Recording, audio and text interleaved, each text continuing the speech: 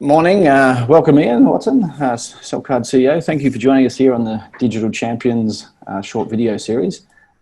It's great to have you here. I know we've been in touch a lot over the last couple of years and really look forward to hearing a little bit about your leadership in Cambodia and even as it is in the region. So it's a pleasure as always, Julian. Fantastic, thanks Ian. So I've got a few questions. Maybe start with a nice easy one. If you can tell us a little about the digital strategy of Cellcard in leading the charge in Cambodia, really becoming a digital leader and changing the face of Cambodia from a digital leadership point of view. Well, our view is, Julian, you know, with being the only 100% indigenous operator, for the want of a better word, we view the digitisation of Cambodia, and we're going to do it via 5G, as critical to the growth of the country. You know, we've suffered a bit in terms of tourism because of COVID. You know, places like Angkor Wat have been decimated, the tourism industry, the garment sector as well. That employs a lot of people, 700,000 in the garment sector. And because of the COVID and things around the world, you know, that's been some major, you know, changes in personnel there. So we view ourselves as the digital leader in terms of driving the change for good, for the want of a better word, across Cambodia by various digital platforms. And we're going to leverage the power of 5G to transform the country across a lot of different aspects in terms of agriculture, manufacturing, farming, tourism, logistics, the whole end-to-end, what we call the Cambodian supply chain, and how we operate in the different segments. And we're going to invest a lot of money in terms of making sure it's not just about speed, it's about consistency, it's about support services, about digital growth. And to give you an example, being part of a big group, we've got a school here. We're going to set up a digital academy there. We're going to sponsor impoverished students from out in the provinces, bring them into Phnom Penh, to educate them in terms of digital transformation, how they engage with different companies, how we build a digital future for Cambodia. And once they're ready, we'll take these people and place them into various organisations within Royal Group, from the ISPs to the Wing Mobile Money to Cellcard, the digital TV stations. So we've got a whole range of different avenues and strategies to make sure we drive the digitisation of Cambodia, because we say we're not digitising a company, we're going to digitise a country. Oh, it's pretty impressive. Thanks, Ian. So I suppose that the virus has really, across the region, you know, there's a general perception that the virus has accelerated the digitisation of most countries, or at least the awareness of the need to digitise. Where do you see the big opportunities in a post-COVID area, and how's Cellcard positioned for those? Well, I think it's all about communication effectively and quickly. You know, we reacted very quickly to the COVID in terms of supporting the government in terms of the medical department and to giving 5G service across the 5 major points there, so they could access, get real-time information. Internally, we did a self-care app for all employees to make sure they were safe. If they thought they got COVID, you know, every day we reach out to them. All customers were checked as they came in with tracing apps and things like that. So we're going to use that learning experience to really position ourselves, as I said previously, as the digital enabler across the new industries. So, you know, we were the first in the world, in Southeast Asia, to launch a cryptocurrency. Okay, and that enables our low end, when they farm and mine the coins, they only get 75 cents a week, but we turn it into data for them, so they're getting free data. We're going to expand that into the gig economy for all the people in what we call the rural areas, who manufacture all the rustic stuff which go to export, so they can get paid digitally. We did an education app for all the schools, so because they were closed because of the COVID, so we digitized all the curriculum. We did an app with the Ministry of Education, online learning, part of the next stage is make sure every school and university out in the province is fully connected either with a 5G or fibre, so they can encompass the digital services what we're offering.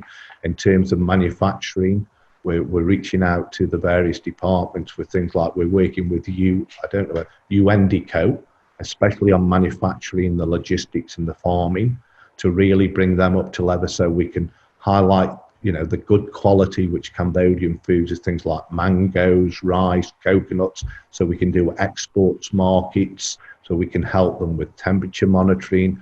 We're working with other companies in terms of doing all new types of farming out of containers. So we're viewing what we've learned in the last 3 months is the strategy going forward to make sure people are fully aware how good a digital lifestyle can be as an enabler and driving growth. Ah, that's pretty impressive. I think people who are watching to this point on this video are going to be surprised actually about the scale and the number of innovations coming from, usually from a much larger country. So maybe now I'm going to go drift into something a bit more personal. Your gaming, I know you're a keen gamer and into esports.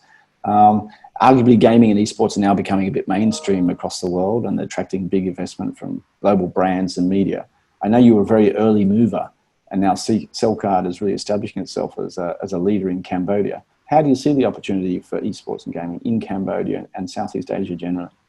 It's huge. I think you summed it up. I think for a while people ignored it.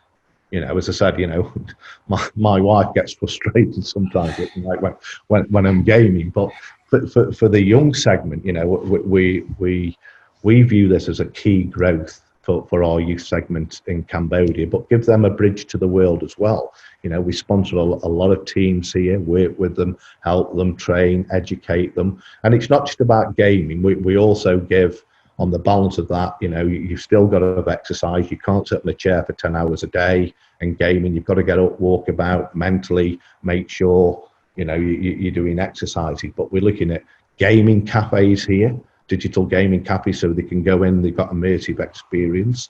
We're building a huge innovation center, which I'll share offline. And part of that will have a huge gaming arena. Okay, and it'll be VR and AR, and we're looking at holograms and a whole host of new stuff to make sure the engagement, with the youth continues. We're investing in terms of the influencers. We're making sure the speeds, the connectivity from outside Cambodia is there, because some of the complaints what we have from the gamers, even though our network is very robust and fast, once they're getting outside, it tends to judder and start things like that. So we're working with EasyCom, one of our key partners, to make sure the links are broad, so we've got good connectivity, with Amazon Web Service. So we want to give a very immersive and consistent experience in terms of the gaming. And it's a full end-to-end solution what we want in terms of esports, e-gaming, online, VR, AR, and as we move into the future, all the new stuff which is going to drop out of that. And we need to thank you for that, actually, from the introduction to Culture Group while we're back in Malaysia. Well, no, I think you've taken it well beyond where we could. And actually, that's my next point. I know you're a keen gamer. You just mentioned it there. Play every night. I know I've heard some great stories from you about your gaming. My experience is gaming and esports is not native to mobile operators. So I suppose, how important is your personal interest to Cellcard's strategy and vision?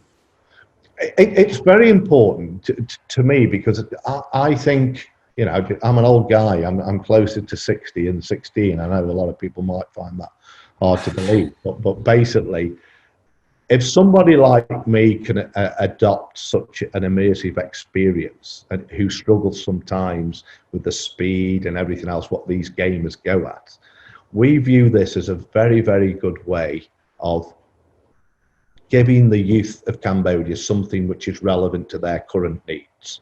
Now, we're not saying in 3 years' time the gaming experience what we've got will be relevant. And part of our commitment is making sure we're at the forefront of innovation and delivering what's expected from Cellcard, who is seen to be the champion of esports. And that's a personal commitment from me when I meet the gamers, to say, look, we will make sure we support you, help you, and give you the best platforms on which to operate on to showcase your skills and experience around the world. You know, I'll never get to that level, you know, but with some of the youngsters here, when we sit with them, we're just absolutely amazed how they, you know, engage with the other people around the world, and it's good to see. Okay. You mentioned you're building a few physical facilities too to support the esports and gaming generally. I mean, how important are like the physical facilities to bridge the gap to the online space?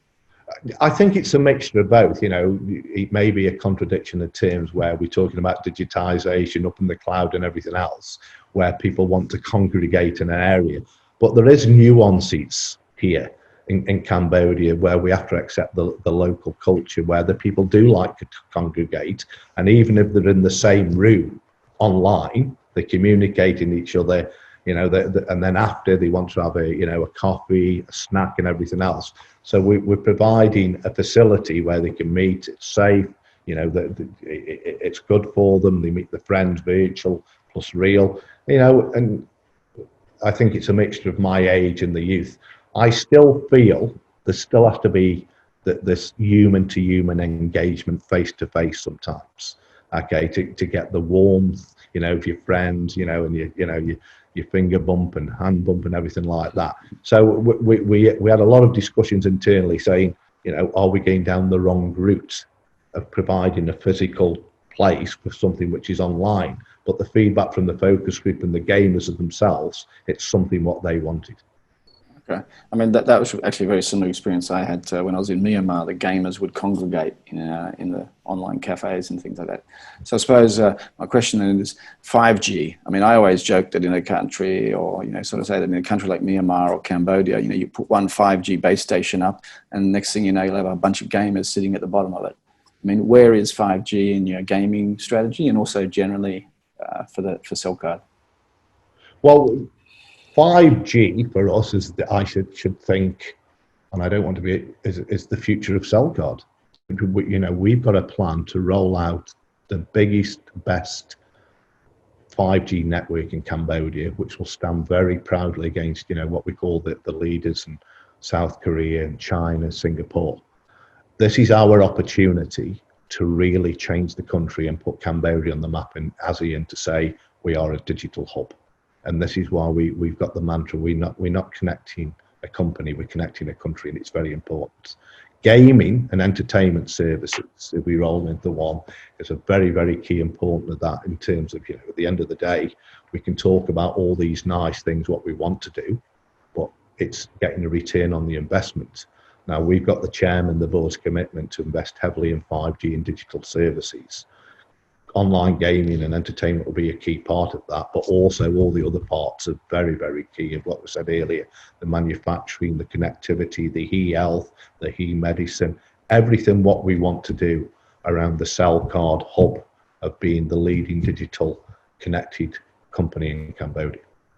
I think that's fantastic. I mean, I know from my point of view, you know, we've really put you in the same group as you mentioned, those pioneer 5G countries of Korea and Japan and stuff. I mean, you're really up there doing the same thing.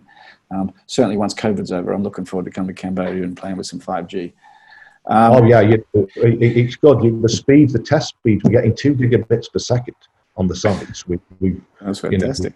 We're really proud of what we've done. We've got a very good network team, a very forward thinking. We're working very closely with the partners, all the vertical markets, to make sure our 5G is a very, very consistent and nice experience. Okay. Well, one final question. We've got Thrive APAC, a GSMA's annual event coming up in November. And certainly we're going to have a hot topic talk about the esports and entertainment, gaming.